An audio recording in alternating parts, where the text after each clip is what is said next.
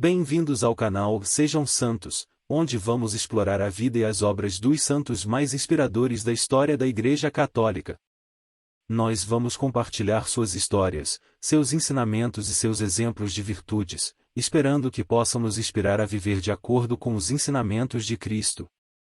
Então, se você quer aprender mais sobre esses santos e descobrir como suas vidas podem ser caminhos que nos levam a Jesus Cristo para nós hoje, inscreva-se no nosso canal e deixe o seu like. Inscreva-se hoje mesmo, divulgue nosso canal a seus amigos e comunidades e nos ajude o nosso canal para que possamos alcançar mais pessoas na divulgação a conhecer mais a vida dos santos, onde a santidade é uma jornada diária. Faça parte dessa comunidade de busca pela santidade.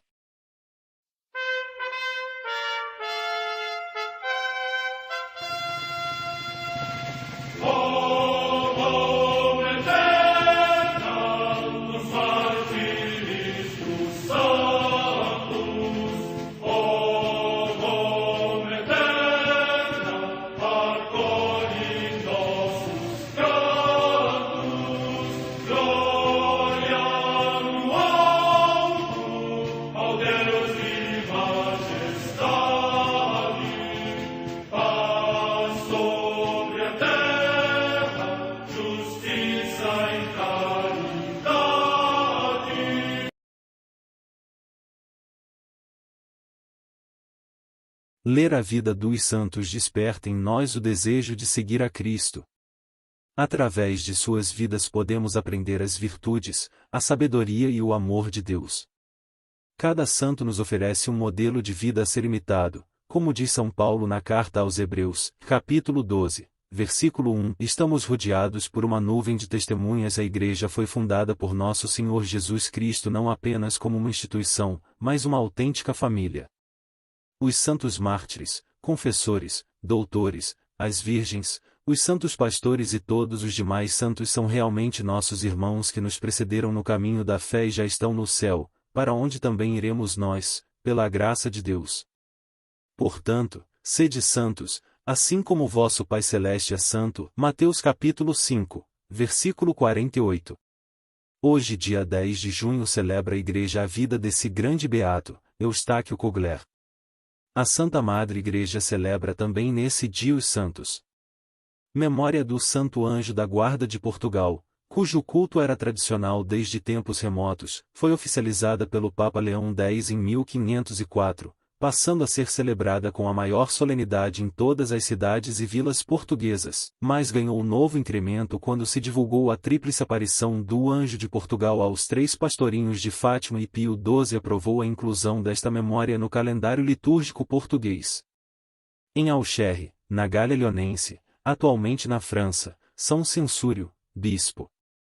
Morte no século V.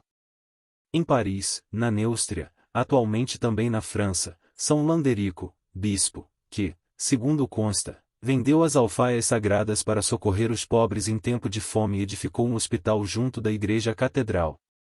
Morte no ano 656. Em Rochester, na Inglaterra, Santo Itamar, bispo, que foi o primeiro natural da região de Cantuária a ser chamado para a ordem episcopal e resplandeceu pela sua erudição e santidade de vida. Morte no ano 666. Em Dobrów, na Polônia, São Bogumilo, bispo de Gniezno, que, renunciando à sede episcopal, ali seguiu a vida eremítica em suprema austeridade.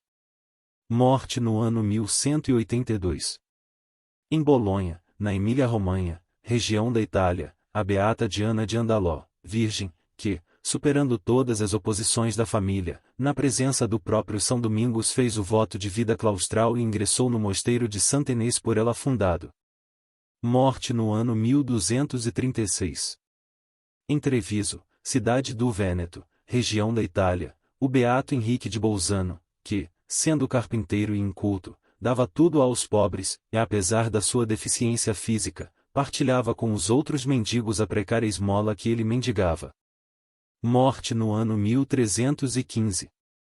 Em Budapeste, na Hungria, o passamento do beato João Dominici, bispo de Dubrovnik, que, depois da peste negra, restaurou a observância regular nos conventos da Ordem dos Pregadores na Itália e, enviado para a Boêmia e Hungria a fim de impugnar a pregação de João Hus, morreu nesta cidade.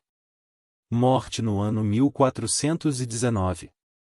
Em Londres, na Inglaterra, os beatos mártires Thomas Green, presbítero, e Walter Pierson, monge da cartucha desta cidade, que, por se oporem ao rei Henrique VIII na sua pretensão de assumir a suprema jurisdição sobre os direitos eclesiásticos, foram metidos num sórdido cárcere, onde, consumidos pela fome e a doença, encontraram a morte gloriosa. Morte no ano 1537. Em Moerzeke-Leistermonde, perto de Gand, na Bélgica, o beato Eduardo Pope, presbítero, que, apesar das adversidades do seu tempo, com os seus escritos e a sua pregação promoveu na Flandres a formação cristã e o culto da Eucaristia. Morte no ano 1924. Imitar em tudo o querido Redentor da casita de Nazaré, na simplicidade e na sobriedade. Eustáquio Kugler, irmão de S. João de Deus, provincial da Ordem Hospitaleira na Baviera no tempo do Hitler, desde 1925 a 1946, ano da sua morte, foi beatificado no dia 4 de outubro de 2009 em Regensburg, Ratisbona, na Alemanha. Logo no início do seu governo, consagrou a província a Nossa Senhora, a Mãe de Deus, de quem era muito devoto e a quem rezava o rosário desde a sua vida em família. O irmão Eustáquio Kugler teve muita dificuldade em entrar na ordem por sofrer de uma ferida numa das pernas por acidente a quando da queda de um andaime. A ferida teimava em não fechar e só cicatrizou quando trabalhava como ferreiro no Centro de Deficientes Mentais de Reichenbach dos Irmãos de S. João de Deus. Ao ver-se curado, fez o voto de se tornar irmão de S. João de Deus, apesar de continuar a cochear um pouco. Eustáquio nasceu a 15 de janeiro de 1867, em Neuhaus, paróquia de Nittenau, nas proximidades de Reichenbach, sendo o mais novo de 4 filhos e 3 filhas. Foi nesta cidade que entrou na ordem hospitaleira a 15 de janeiro de 1893, dia em que completava 26 anos. Reichenbach ia marcar uma parte significativa e dolorosa da vida do irmão Eustáquio. Depois do noviciado e profissão, voltou a ela e ali professou solenemente em 30 de outubro de 1898. Foi prior em diversas casas a partir de 1905 até a primeira eleição para provincial em 1925. Construiu o grande Hospital Geral da Ordem em Regensburg, mais tarde sede da província, e o melhor da Baviera, inaugurado em 1929, onde há longos anos é venerado e invocado na capela dos seus restos mortais. O seu calvário na defesa dos valores da hospitalidade dos doentes assistidos começou com a ascensão de Hitler ao poder em 1933 e exigiu dele muita oração e fidelidade ao Senhor, patentes nos diários dos seus retiros. A euforia com o nazismo nos centros e hospitais da ordem arrastou muitos, e até irmãos, a abandonar os seus compromissos pela causa hitleriana.